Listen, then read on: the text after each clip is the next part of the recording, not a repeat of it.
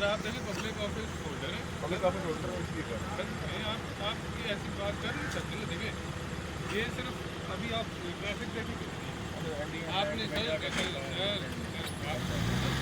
आपने बात की कि एक तो प्राइवेट प्रॉपर्टी है, प्राइवेट प्रॉपर्टी है, लेकिन गवर्नमेंट की तरफ से बंद है, इजाजत नहीं है। सर किससे पार्क इजाजत बंद है ना, बंद है बिल्कुल। किसने इजाजत? ये आप आपको देखिए, किसने इजाजत दी है? क्या? टूरिस्ट सारे आगे जा रहे हैं, गाड़ी टूरिस्ट खड़ी किधर कर जा रहे रहे हैं हैं। सर? 10 मिनट, ये गाड़ी किसकी खड़ी है? ये सर्विस स्टेशन ये